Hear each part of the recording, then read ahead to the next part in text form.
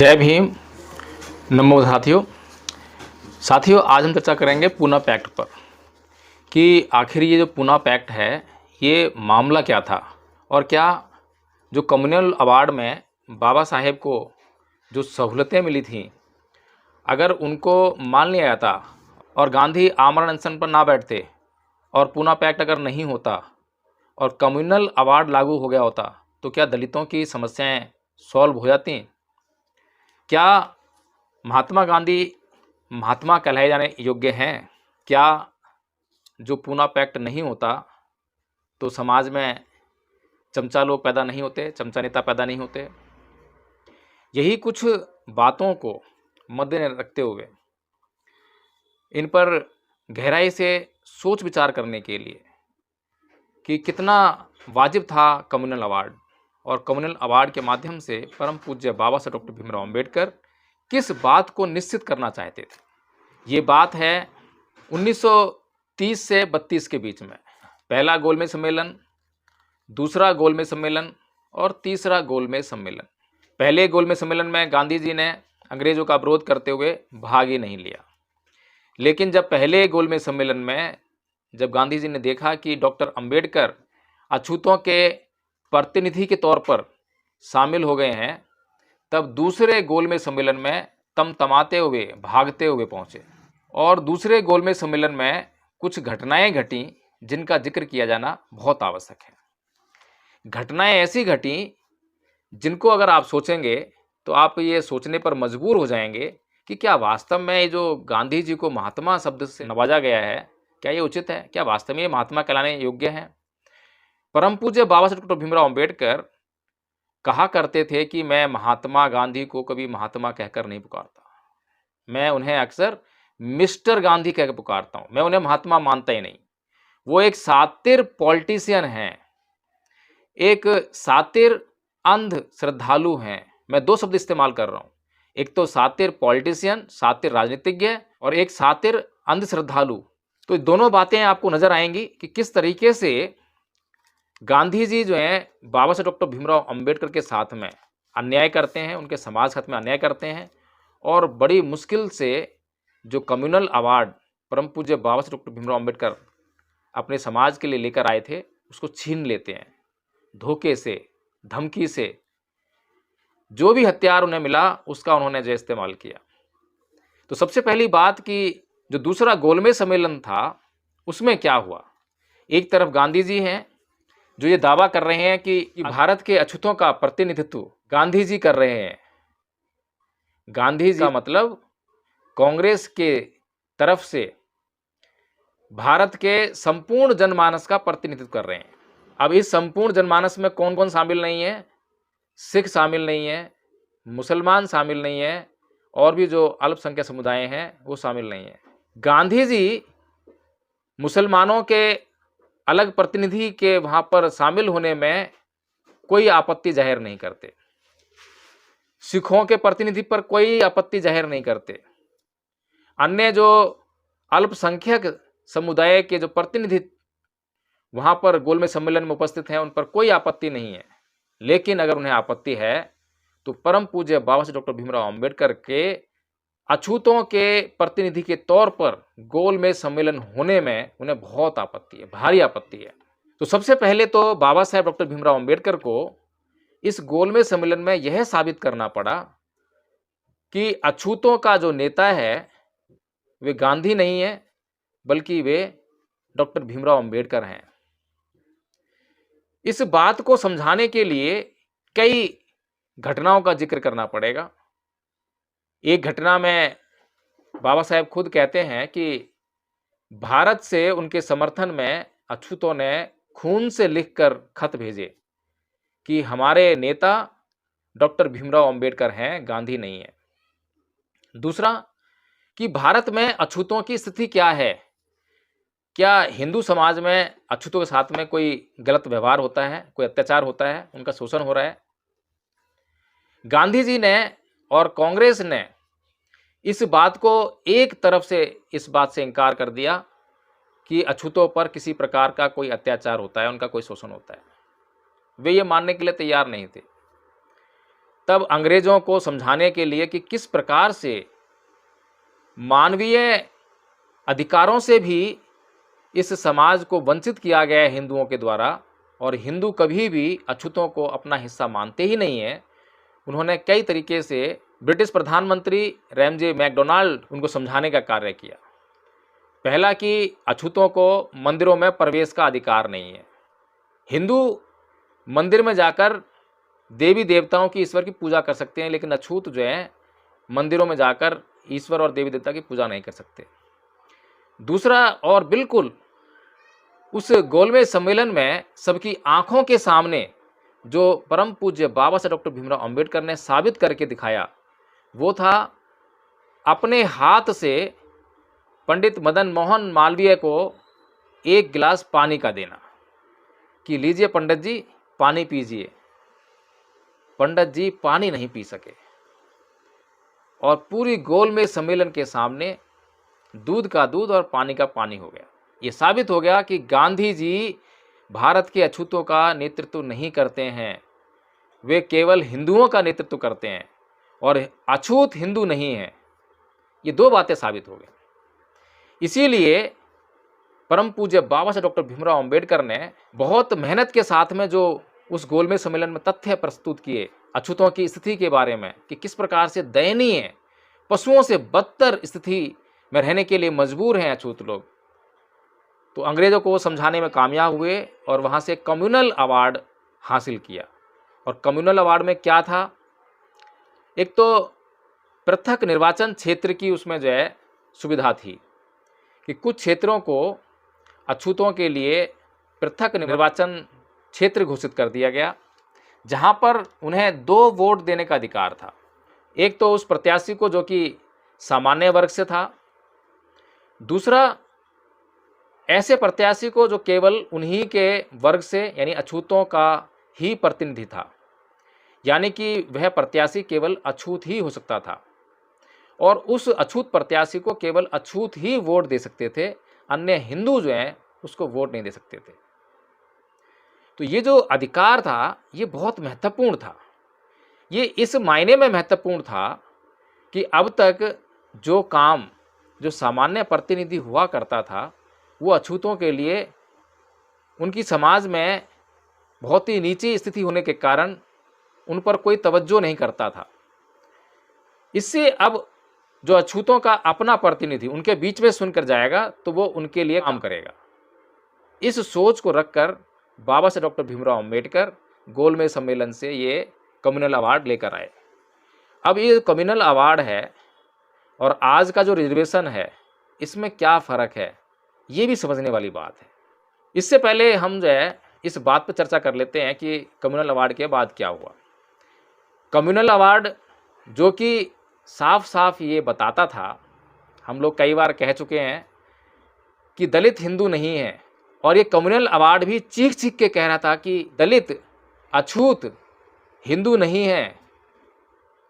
ये communal award कह रहा था और गांधी जी की सबसे बड़ी समस्या यही थी कि अगर ये कम्युनल अवार्ड भारत में लागू हो गया तो जो दलित अछूत जिनसे वे लोग हिंदू लोग अपना निम्नतम काम कराते हैं, निम्न स्तर का काम कराते हैं, तो वो काम करने के लिए लोग कहाँ से आएंगे। ये डर जो है गांधी जी को सताने लगा, हिंदुओं को सताने लगा।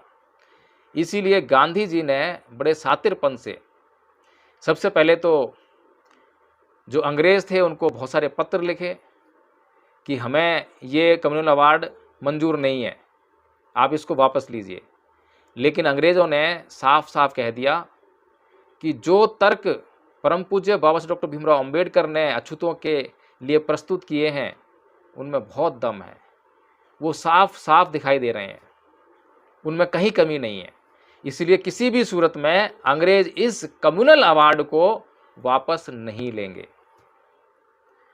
अब अंग्रेजों ने मना कर दिया कम्युनल अवार्ड वापस लेने से, लेकिन गांधी जी जो हैं अंग्रेजों के खिलाफ अनशन पर नहीं बैठते हैं।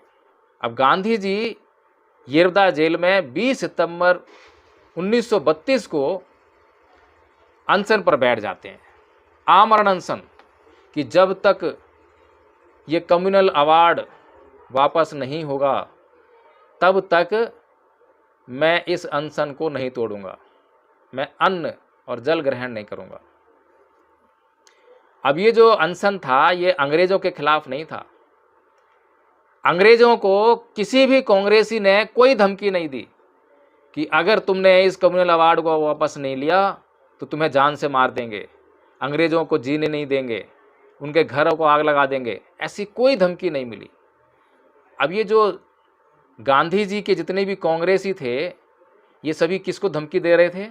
ये सभी बाबा साहेब को धमकी दे रहे थे, बाबा साहेब के समाज को धमकी दे रहे थे, बाबा साहेब के खिलाफ एक माहौल पूरे देश में तैयार कर रहे थे। जगह जगह गोष्ठियाँ हो रही थीं। बाबा साहेब को हिंदू धर्म विरोधी, बाबा साहेब को अंग्रेज़ों का पिट्ठू, पता नहीं क्या क्या जो है साबित करने के षड्यंत्र रचे जा रहे थे। इसके अलावा बाबा साहेब को जान से मारने की धमकियां मिली कि अगर उन्होंने ये कम्युनल अवार्ड ये वापस नहीं करा तो उनकी जान खतरे में है। जब बाबा साहेब इस बात से भी नहीं घबराए तो बाबा साहेब को अछूतों के नरसंहार की धमकियां मिलने लगीं।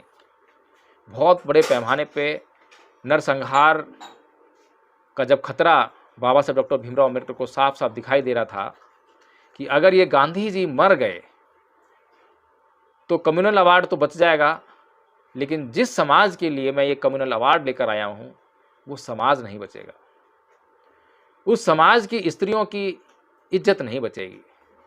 जब समाज नहीं रहेगा, समाज की इज्जत नहीं रहेगी तो मैं इस कम्युनल अवार्ड का क्या करूँगा। इसी दौरान एक और प्रेशर महात्मा गांधी की पत्नी कस्तूरबा गांधी के द्वारा बाबा साहेब पर बनाया गया। वो झोली पसार कर अपने सिंदूर की भीख मांगती है कि बाबा साहेब मेरा पति मर जाएगा, मुझे भीख में मेरा सिंदूर दे दो।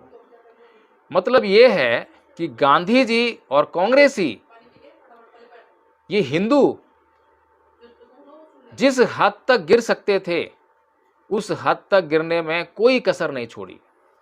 इस तरह से जब कांग्रेस के लोगों ने परम पूज्य बाबा साहेब डॉक्टर भीमराव अंबेडकर और उनके समाज के खिलाफ एक बहुत ही खतरनाक माहौल तैयार कर दिया तो बाबा साहेब डॉक्टर भीमराव अंबेडकर को मजबूरी में रोते हुए उस पूना पैक्ट पर, उस पूना समझौते पर जो कि येरवदा जेल में हुआ था उस पर साइन करने पड़े। जो आज जो रिजर्वेशन की जो स्कीम आप देख रहे हैं ये स्कीम उसी पूना पैक्ट का परिणाम है। तो इस रिजर्वेशन में अब क्या होता है, इस रिजर्वेशन में जो साहेब मान्यवर कांशीराम जी ने किताब लिखी चमचा युग, कि अब जो रिजर्वेशन के माध्यम से जो एमएलए विधानसभा में पहुंचता है, जो सांसद लोकसभा में पहुंचता है, वो अपने समाज के जरिए नहीं पहुंचता, समाज के ही वोट के आधार पर नहीं पहुंचता। अब उसको टिकट देने वाली एक पार्टी होती है और उस पार्टी का वो वफादार होता है और उसको वोट देने वाला पूरा समाज होता है। उसमें खाली अछूत दलित ही नहीं है, उसमें मुसलमान भी हैं, सिख भी हैं, ईसाई भी हैं, हिंदू भी हैं, सभी लोग मिलकर उसको चुनते हैं। तो इसलिए उसकी वफादारी जो है जनता से नहीं होकर, अपने लोगों से ना होकर, केवल और केवल अपनी पार्टी से होती है जिसने उसे टिकट देकर एमएलए बनाया है, एमपी बनाया है। और ये हम अभी बिल्कुल दिल्ली की विधानसभा में तो साफ साफ देख रहे हैं। राजेंद्र पाल गौतम जी जब तक आम आदमी पार्टी में रहे तब तक केजरीवाल जी के गुण गाते रहे।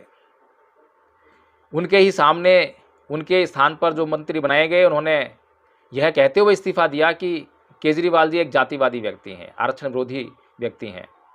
तब भी राजेंद्र पाल गौतम जी ने इस्तीफा नहीं दिया, बने रहे पार्टी में, ये सोचकर कि केजरीवाल जी मुझे फिर से विधायक बनाएंगे, क्योंकि अपने आधार पर तो विधायक बन नहीं सकते हैं। आम आदमी पार्टी की लहर है, किसी कुत्ते को भी किसी भी सीट पे खड़ा करेगी तो जिता देगी। तो इसलिए लोग जो हैं उनके तलवे चाटने के लिए तैयार हैं और वही काम हुआ। और इंतहा तो तब हो गई कि जब 22 प्रतिज्ञाओं के मामले में अरविंद केजरीवाल ने इस्तीफा नहीं मांगा, लेकिन मंत्री साहब राजेंद्र पाल गौतम जी ने अपना इस्तीफा उनको जाकर खुद सौंप दिया। इस्तीफा क्यों सौंपा? क्योंकि केजरीवाल जी ने वहाँ से गुड़की लगाई कि इस्तीफा दो। अब राजेंद्र पाल गौतम जी कोई अनपढ़ आदमी नहीं है, कोई सामान्य आदमी नहीं है। राजेंद्र पाल गौतम जी एक उम्रदराज एडवोकेट हैं। ऐसा नहीं है कि उन्हें समझ में नहीं आता कि प्रोसीजर क्या है क्या नहीं है, लेकिन प्रोसीजर तो जब काम आएगा ना, जब चापलूसी से फुर्सत मिलेगी। क्योंकि आका ने आपको टिकट दिया है और विधायक बनाया है। अगर आका आपको टिकट ना देता, विधायक ना बनाता, तो जो लोग आपको आज जी हजूरी में लगे हैं, आपको बहुत बड़े बड़े मंच मिल रहे हैं, वो कभी नहीं मिलते। कोई नहीं पूछता। कौन पूछ रहा था आपको विधायक बनने से पहले? क्या इमेज थी? कुछ भी नहीं। इसीलिए अरविंद केजरीवाल ने इस्तीफा नहीं मांगा। अरविंद केजरीवाल ने उनसे कहा कि भैया इस्तीफा दे दो। अब मैं ये क्यों बोल रहा हूँ, एक तरफ बोल रहा हूँ कि इस्तीफा नहीं मांगा, दूसरे बोल रहा हूँ कि इस्तीफा दे दो। दोनों बातों में फर्क है। अगर हम कहते हैं कि अरविंद केजरीवाल ने इस्तीफा मांगा, तो इसका मतलब ये है कि उनको अपने पार्टी के लेटर हेड पर 100 को नोटिस आदरणीय राजेंद्र पाल गौतम जी को इशू करना चाहिए था। जब राजेंद्र पाल गौतम जी को केजरीवाल जी 100 कोज नोटिस इशू करते, तब ये कहा जाता कि हाँ, केजरीवाल जी ने इस्तीफा मांगा। ये बड़ी महत्वपूर्ण बात है। और जब आदरणीय राजेंद्र पाल गौतम जी से इस प्रकार से नोटिस पर इस्तीफा मांगा जाता, तब आदरणीय राजेंद्र पाल गौतम जी के पास एक मौका होता इतिहास रचने का, कि वो अरविंद केजरीवाल जी को 2 टूक जवाब देते कि मैंने 22 प्रतिज्ञाएं लेकर कोई गुनाह नहीं किया है। ये परम पूज्य बाबा साहेब डॉक्टर भीमराव अम्बेडकर के द्वारा ली गई प्रतिज्ञाएं हैं, जो कि इस देश में संविधान के अंतर्गत जो वैज्ञानिक दृष्टिकोण को बढ़ाने की बात कही गई है, उसको बढ़ावा देने वाली 22 प्रतिज्ञाएं हैं। अब बताइए कितना फर्क है। लेकिन यही फर्क है जो पूना पैक्ट हुआ, पूना पैक्ट के बाद जो हमें आज नेता मिलते हैं समाज से, उसमें, और जो कम्युनल अवार्ड बाबा साहेब लेकर आए थे उससे जो नेता मिलते, उन दोनों में ये बड़ा फर्क है। इसके बाद भी राजेंद्र पाल गौतम जी पार्टी में बने रहते हैं, और उसके बाद अरविंद केजरीवाल जी गुजरात चुनाव में बड़े जोर जोर से चिल्ला चिल्ला कहते हैं कि नोटों पर लक्ष्मी गणेश का चित्र आना चाहिए। एक तरफ तो राजेंद्र पाल गौतम जी जो है 22 प्रतिज्ञाओं में कह रहे हैं कि मैं हिंदू धर्म को नहीं मानूंगा, हिंदू को छोड़ दूंगा, मैं किसी ईश्वर की पूजा नहीं करूंगा, रामकृष्ण को ईश्वर नहीं मानूंगा। और दूसरी तरफ उनके आका जब ये जोर जोर से चिल्ला रहे हैं, तब भी उनके कान पर जूं नहीं रखती हैं, पार्टी में बने हुए हैं। उसके अलावा कहते हैं कि मैं कृष्ण का अवतार लेकर आया हूँ, मैंने अवतार लिया है और असुरों का नाश करने आया हूँ। असुर कौन है? राजेंद्र पाल गौतम जी तो असुर हैं, उन्हीं का नाश करने आए हैं। अब बताइए, तब भी इस्तीफा नहीं है, तब भी बने हुए हैं। क्यों बने हुए हैं?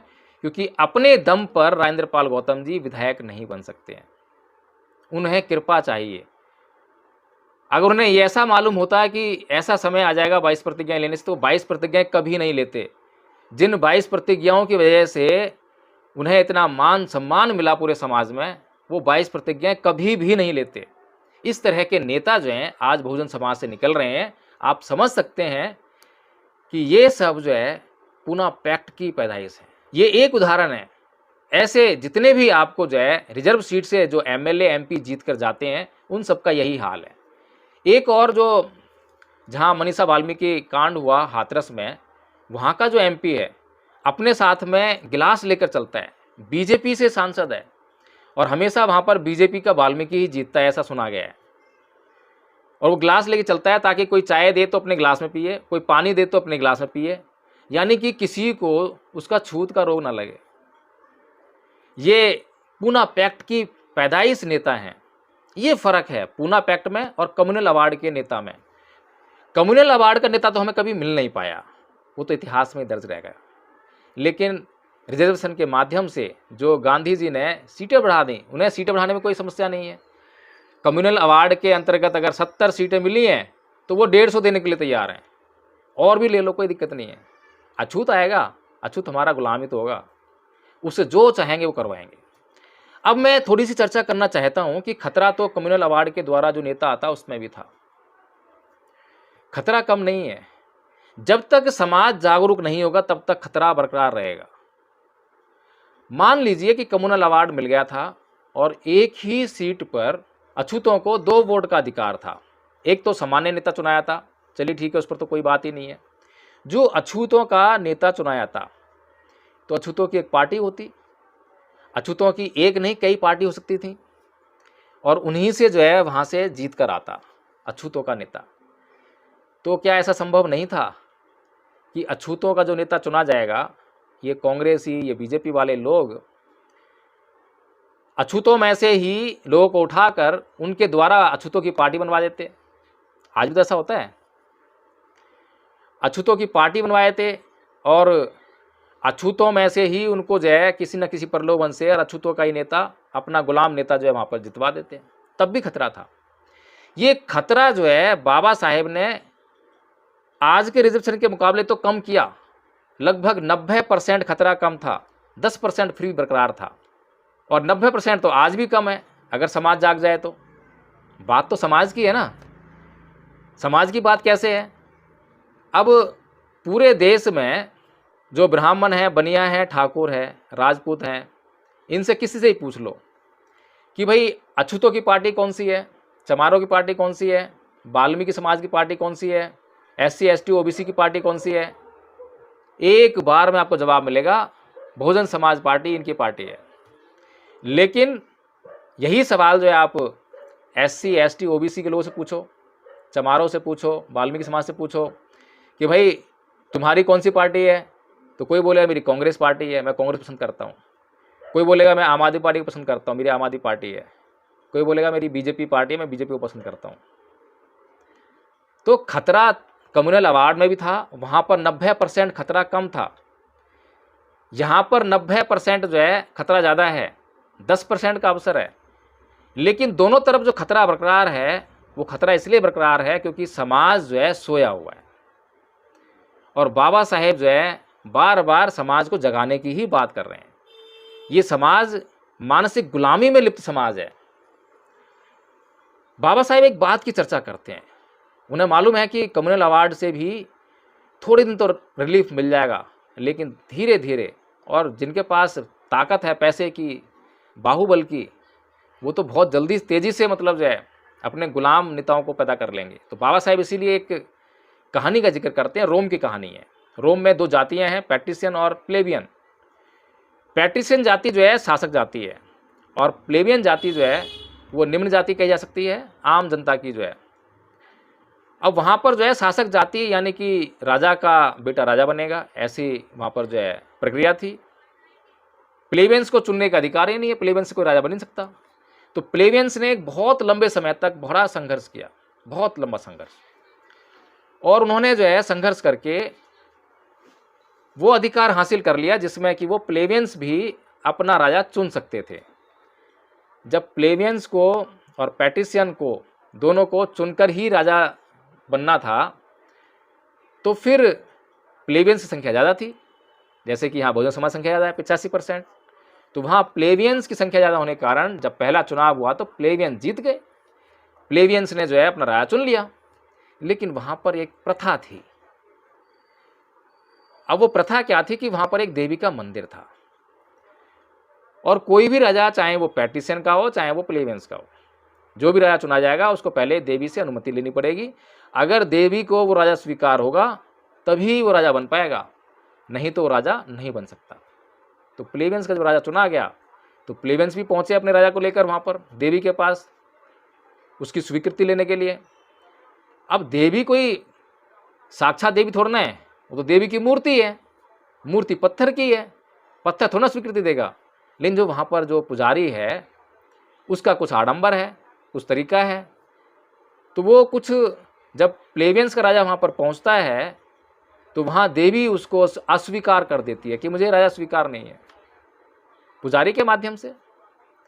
इस तरह से प्लेबियंस ने जितना लंबे समय तक जो संघर्ष किया था, वो संघर्ष का जो फल उन्हें मिला था उस राजा के रूप में, चुने हुए राजा के रूप में, एक झटके में जो है वो उनसे छिन गया।